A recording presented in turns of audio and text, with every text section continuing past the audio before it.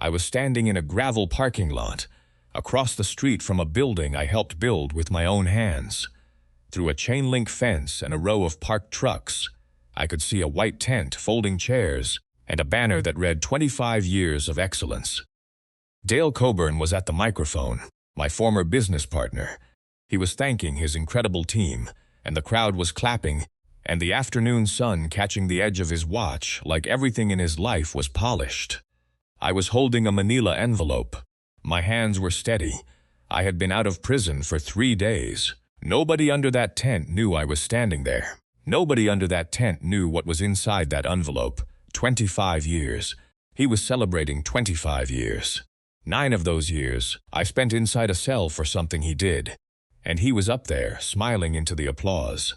But let me go back. Let me tell you how a handshake turned into a life sentence. Welcome to Silent Father. If you're new here, please get comfortable. These are stories about the things that families don't say out loud, about sacrifice, betrayal, and the quiet strength it takes to keep standing. This one stayed with me. I grew up helping my father run a small plumbing shop.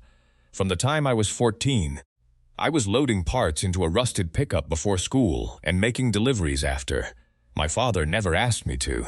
He just needed the help, and I loved him enough not to wait to be asked. That was how I understood work. You showed up. You carried what needed carrying. You didn't complain about the weight.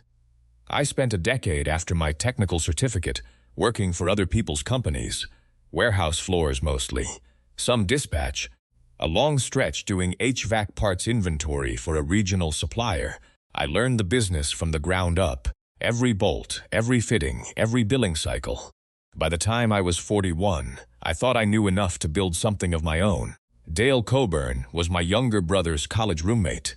Sharp with numbers, easy to talk to, the kind of man who always remembered your wife's birthday and picked up the check before you saw it coming. When I brought him the idea, he didn't hesitate. We shook hands in a diner booth and had the paperwork started by that same week.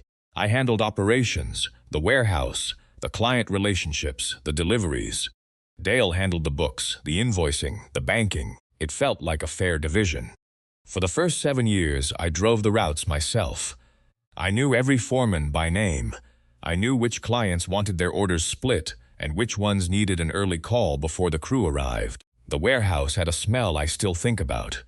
Hydraulic fluid and cardboard and something metallic underneath it all. The first time I saw our company name stenciled on the side of a truck, I stood there a moment longer than I needed to. It was a simple thing, but it was mine. During 2 economic downturns, I deferred my own salary.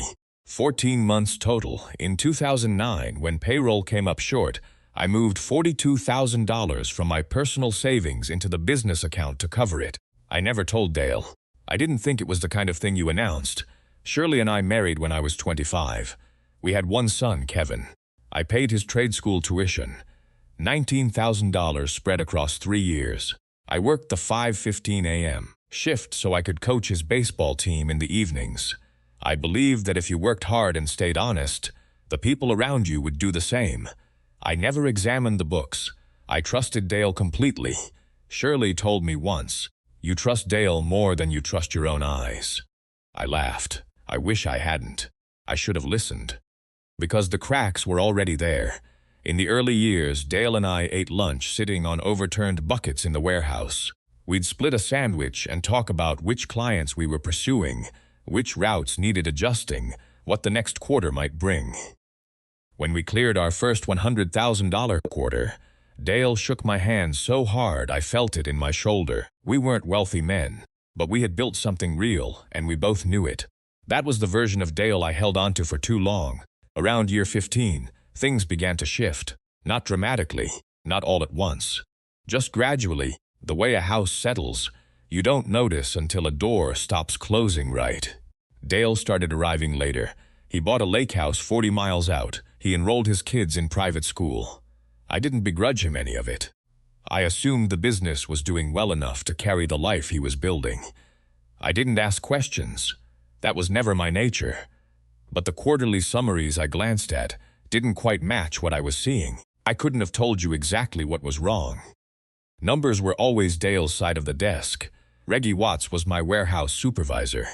He'd been with me 14 years, longer than some marriages last. One afternoon, he came to my office doorway, the way a man does when he's unsure how his words are going to land. He said, "Boss, something's off with these invoices. I'm logging shipments that don't exist." I asked Dale about it that same evening. Dale laughed, that easy laugh of his, and said it was a billing code issue, a software glitch already being handled. I accepted that. I wish I hadn't. The following tax season, our accountant flagged some unusual write-offs and asked whether I'd authorized certain expenses. I told him I'd check with Dale. Dale came back with explanations, vendor credits, deferred billing, inventory adjustments. The accountant seemed satisfied. I let it go. Then I found out about the account.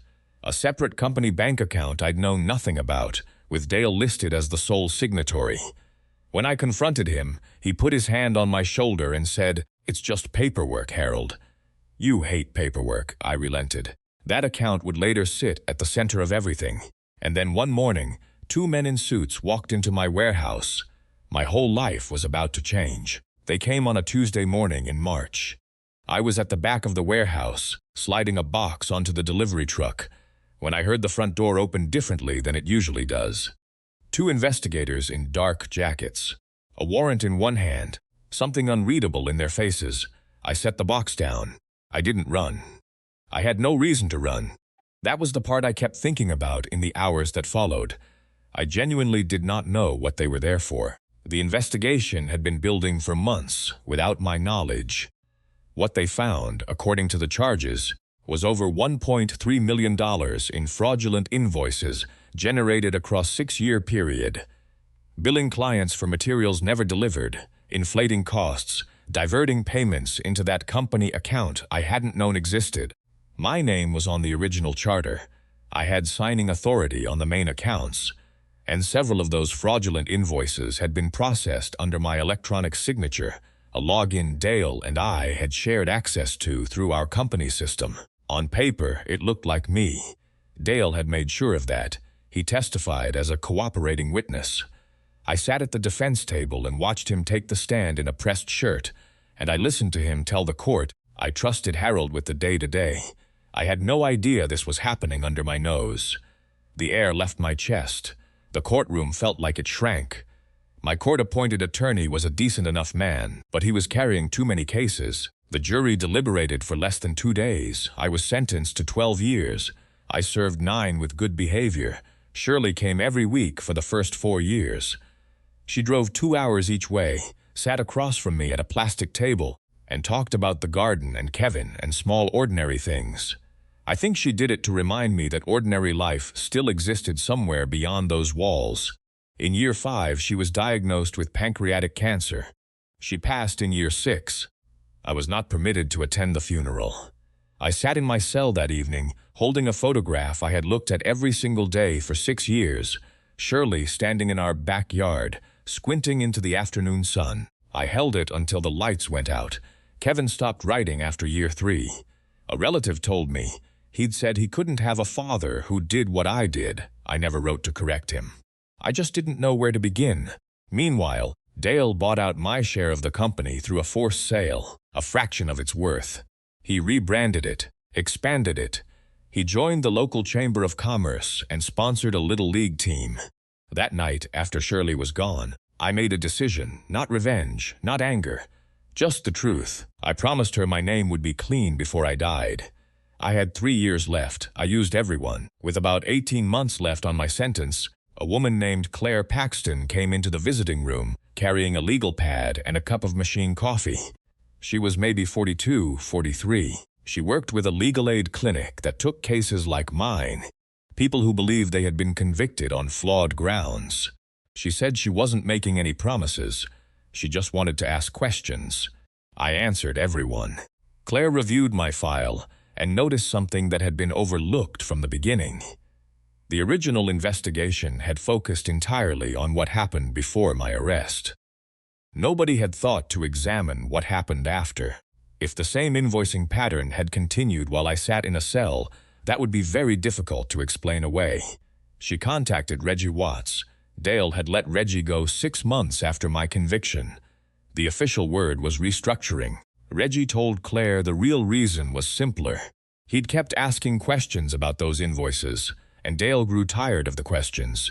What Dale never knew was what Reggie had done before clearing out his desk. He'd made photocopies, delivery logs, invoice records, a full box of them stored in his garage beneath an old tarp for 9 years, because Reggie believed the truth ought to have somewhere to live, even when nobody was looking for it yet. Those documents became the foundation of everything.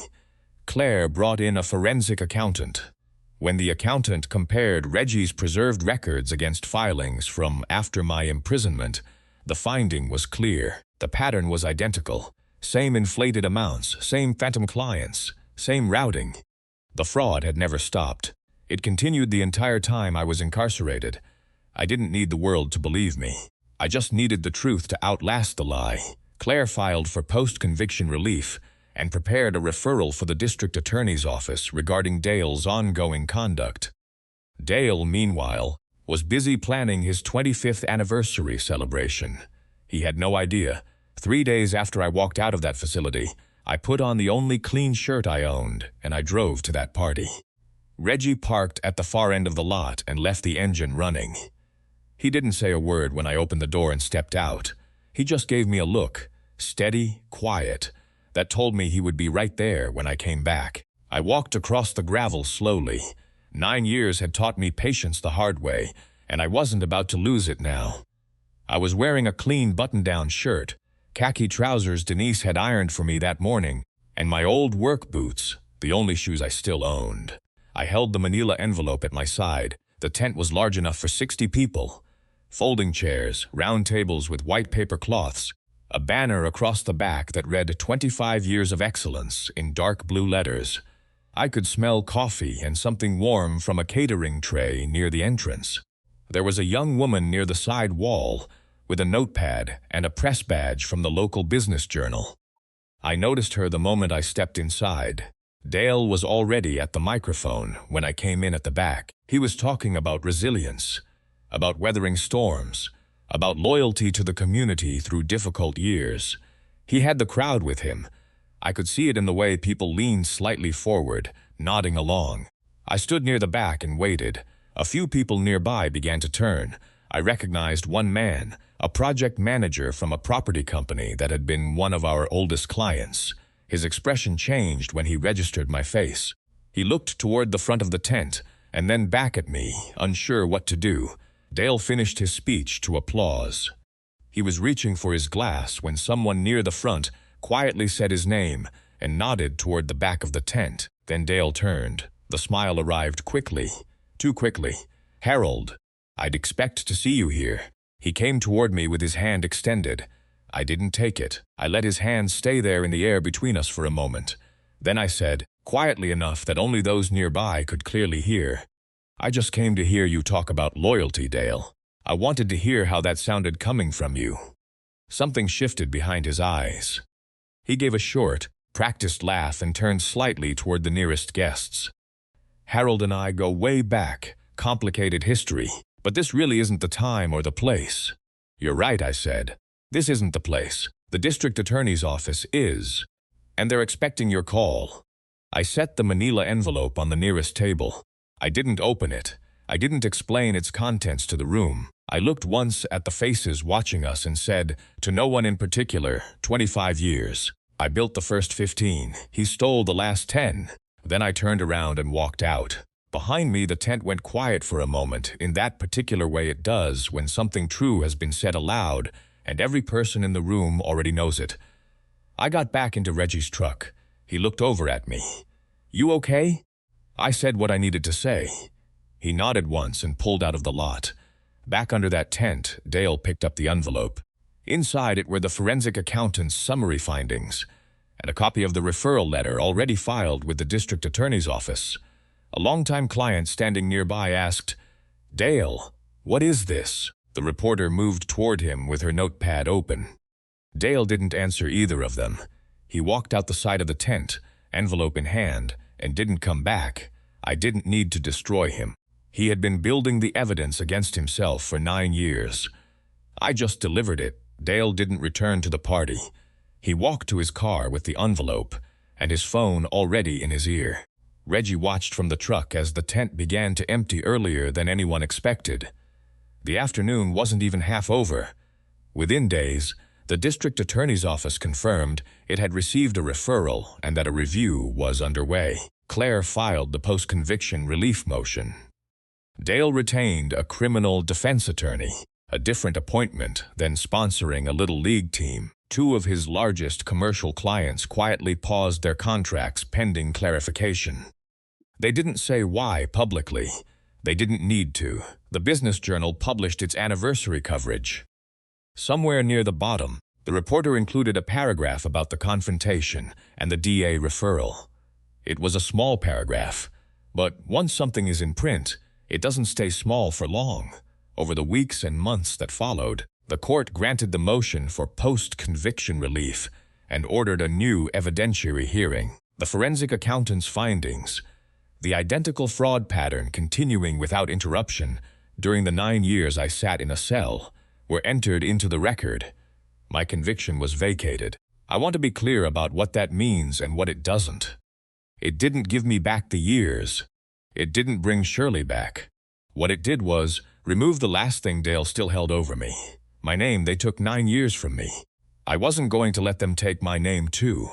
Dale was indicted separately, not for the original case, but for the fraud that had continued entirely under his own hand while I was gone. His assets were frozen. The lake house went on the market.